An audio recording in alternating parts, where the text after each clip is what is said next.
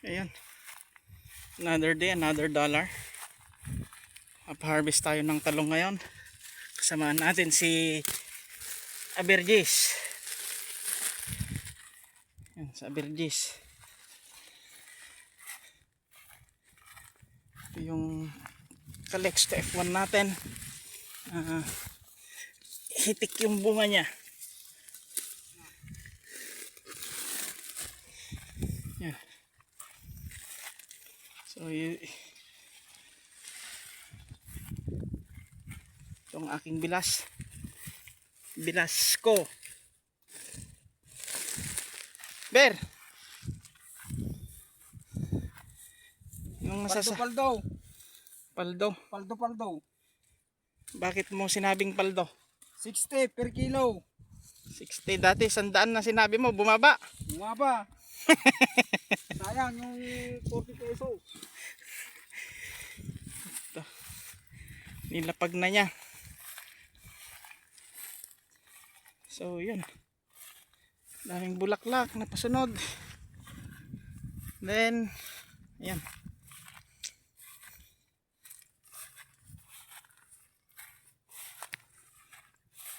itong si Calexto is grabe mamunga. Ano ate God?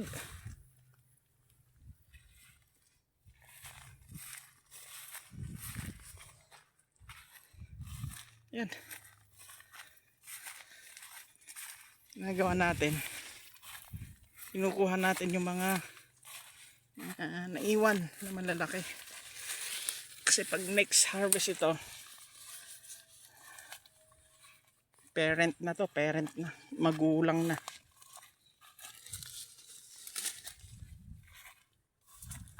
May mga relic. Ayun. So patapos na rin kami, ka-LG. Ito yung ating pinipitasan.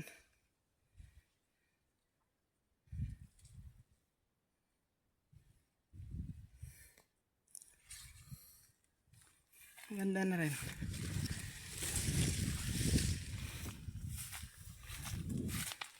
Gumanda pa yung presyo.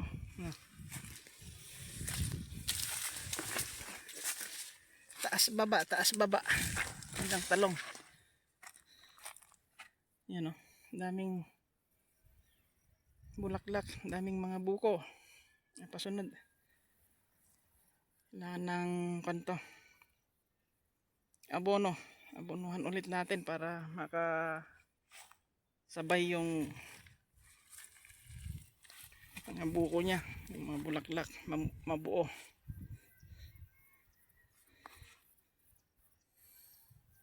Kasi ang talong, pag kulang sa nutrients, kahit maraming bulaklak, ito kasi ayan, ano yan, sureball na, mabubuo na yan, daming mga buko. Pero kung nagkulang sa nutrients, lalaglag niya yung mga bulaklak niya. Then meron ulit tayo rito nakita na shoot borer. Yan o, may shoot borer dito. Tingnan nyo yung nangyari.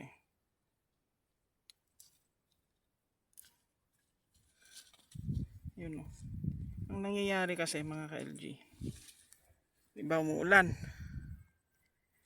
yan, pag naulan then uminit, yun yung gustong gusto ng mga fruit borer tsaka shoot borer.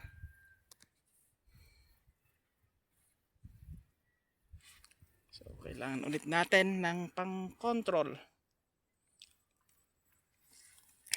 Okay, magastos din ang maintenance ng talong. Yun nga lang, kagandahan ng talong, every 4 days mag-harvest ka.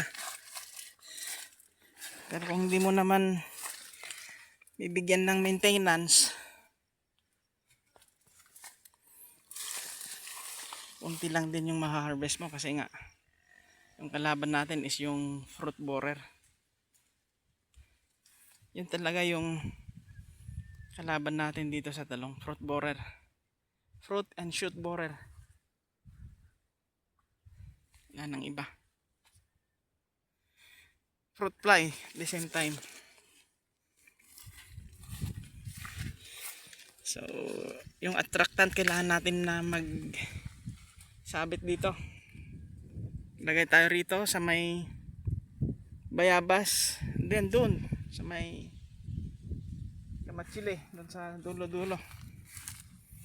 Para meron tayong pangontrol.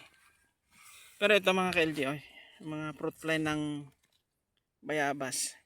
Hindi ho yan yung naninira sa ating talong. Magkaiba po yung fruit fly ng talong tsaka bayabas.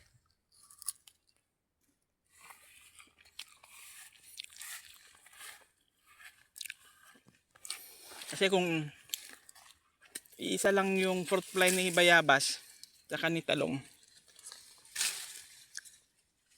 sigurado pinutol ko na tong bayabas na to dito. Kaso malwan din to para sa amin meron kaming sinisulungan ganito. Okay.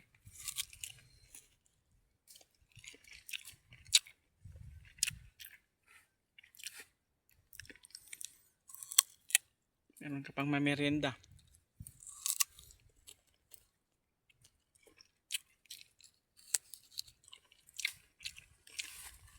Pantawid gutom.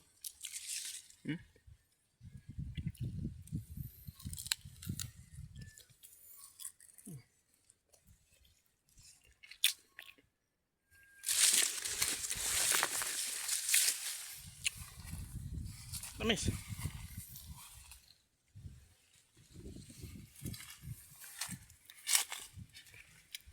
Okay. Happy farming.